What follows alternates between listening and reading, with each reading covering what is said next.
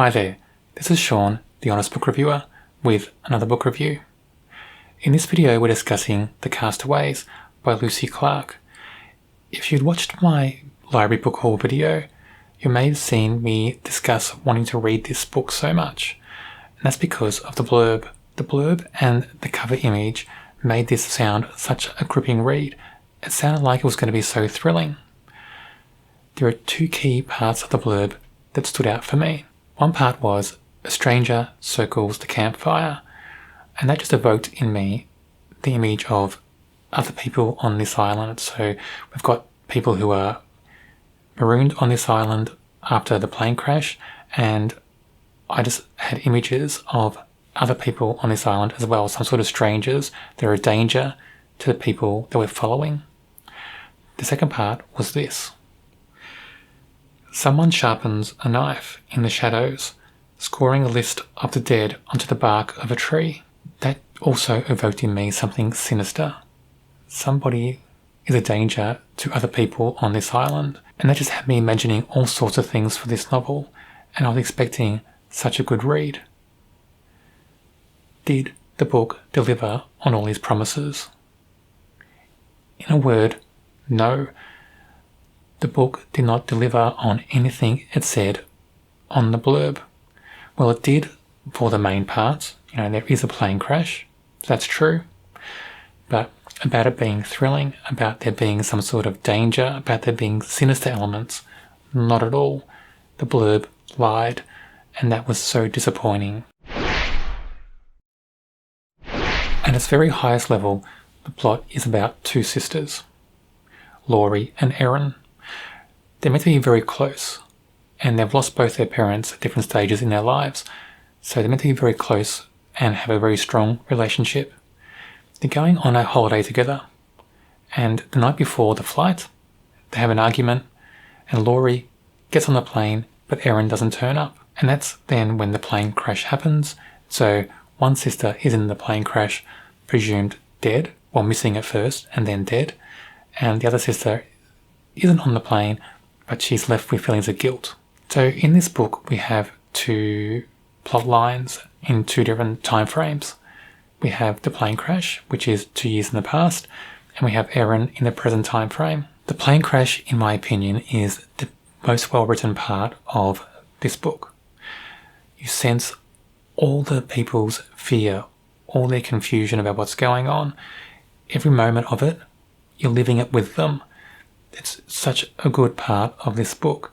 If the rest of the book had been written like that, this would have been such a great read. But the plane crash itself is a very small part of the book. The actual crash itself. I'm not talking about the survival of the people after the crash on this island, but the actual crash scene is very small. So if you take every part of this book, you have one very, very, very small part that's great, and you have the rest of it, which is just terrible, in my opinion. The rest of the book is all about characters who are angry. So most of the characters, not all, there are some small characters who don't get angry because they're not in the pages enough to get angry. But our main characters, they all seem to have anger management issues. All of them do. And they get angry at the drop of a hat so quickly. And I don't know why the author wrote every character as being so angry at some parts in the story. Some of the characters seem angry almost all the time. Some switch in and out, but when they're angry, they're very angry, and sometimes for no reason. I don't get it. The other thing I don't get is, for the survivors on the island, the male survivors are all written as being untrustworthy, angry, and just downright cruel to people. I don't understand why the author did that. It doesn't make sense. Surely not every male character on this island from this plane crash would be like that.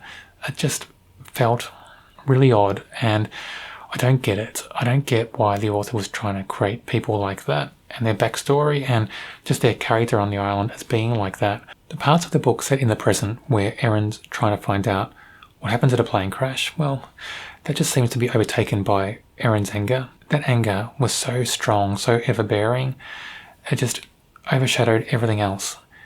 When we had an okay twist in this timeline with the pilot from the plane crash suddenly turning up.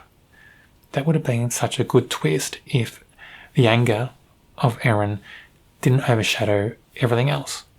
And then as she starts investigating, trying to find out if there's any other survivors, we have other characters turn up. And some of those characters are angry.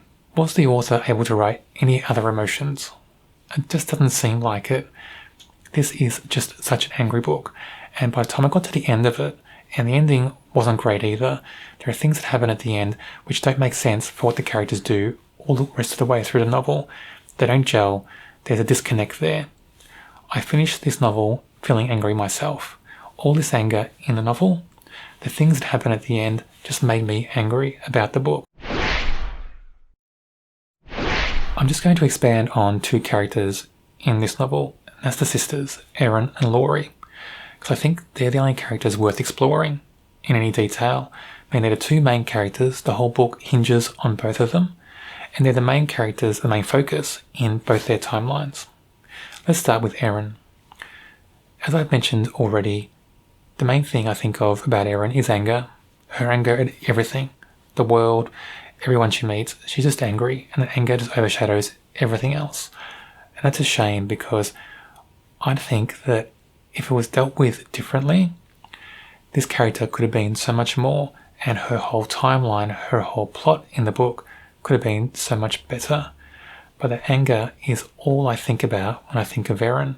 I don't think about anything else. It's just the anger.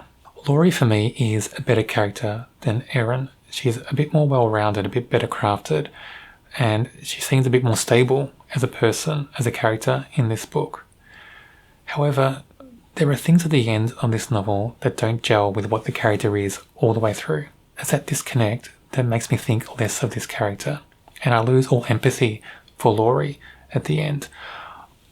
I had empathy for her during the plane crash and the scenes as they're surviving on the island, but at the end, the things that happen at the end, I lose all empathy for her, and I end up disliking her character actually. I'm not sure if that's the intention of the author, but I ended up disliking Laurie.